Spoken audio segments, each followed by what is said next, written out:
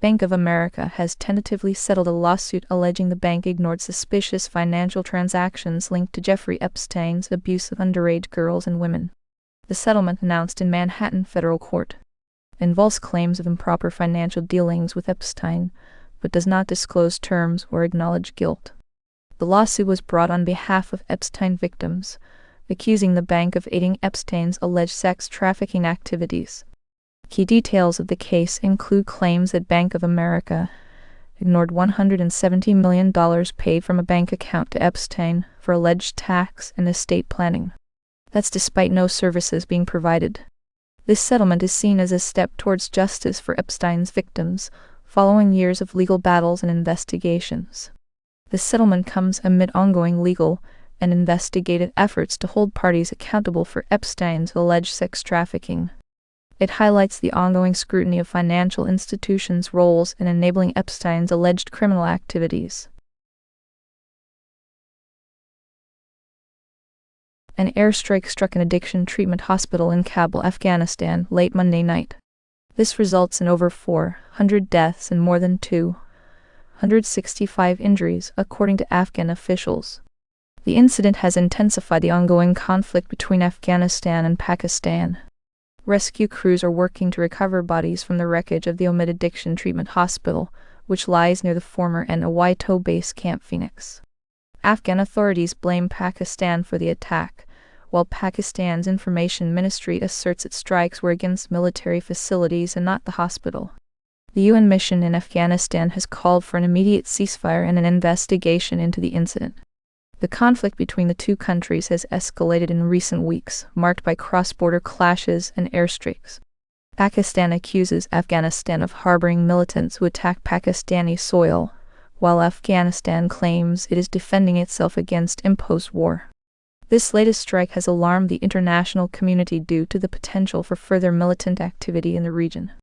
The situation remains tense, with both sides exchanging accusations, and the international community calling for restraint and dialogue.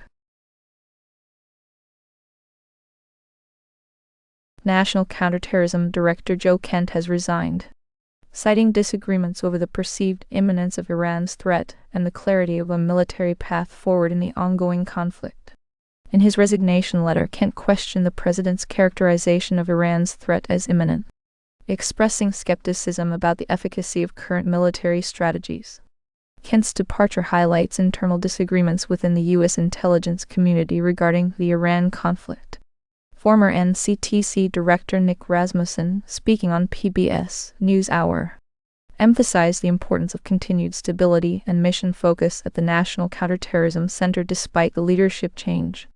He also expressed concerns about the hollowing out of the counterterrorism workforce due to recent shifts in administration priorities. The resignation underscores broader debates over U.S. strategic priorities and the accuracy of intelligence assessments regarding Iran's threat level. Meanwhile, Kent's specific concerns remain unclear.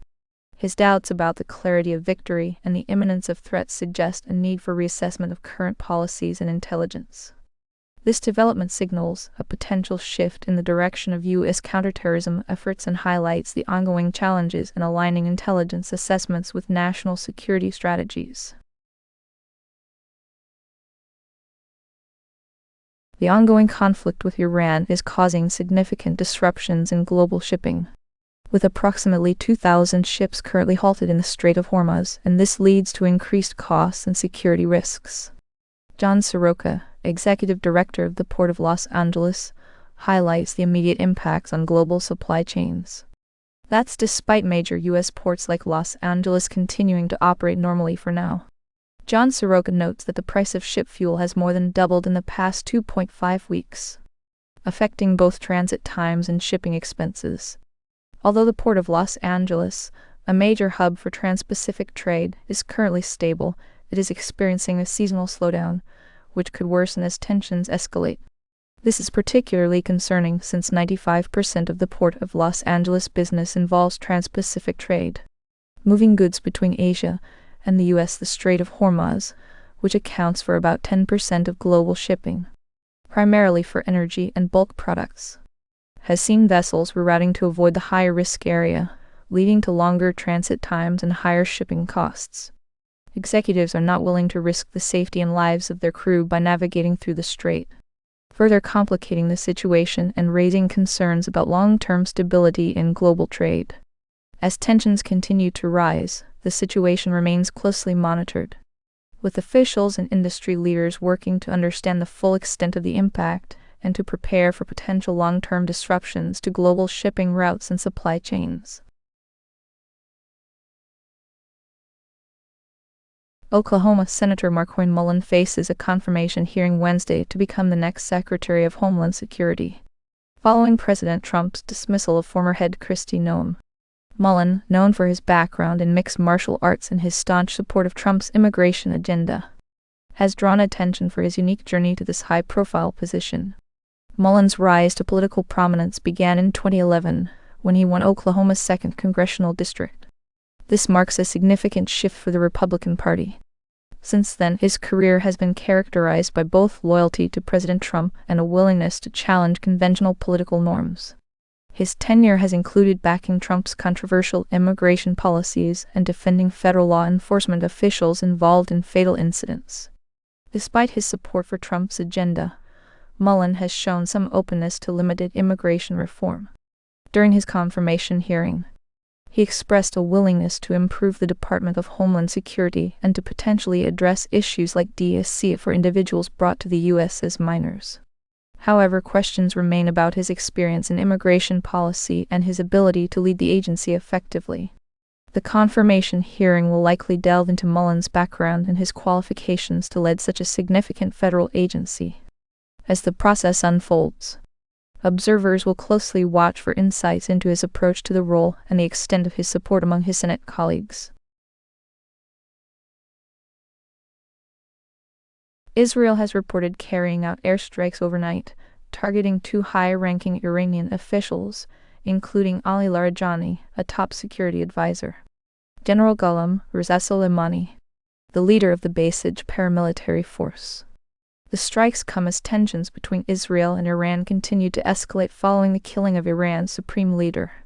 According to Israeli officials, the attacks aim to weaken Iran's leadership and influence internal political dynamics within the country. Ali Larijani was expected to advise the new supreme leader on strategic matters.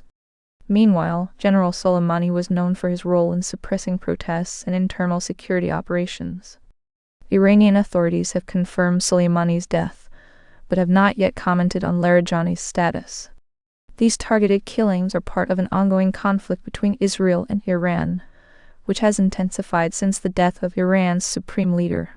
Despite these strikes, Iran's Revolutionary Guard continues to launch missile attacks on Israel and Arab Gulf countries, maintaining pressure on the region despite the loss of key figures. The situation remains tense, with ongoing military activities and political uncertainties shaping the future of the conflict. Israel's actions are seen as a significant move to destabilize Iran's government and potentially influence public sentiment within the country.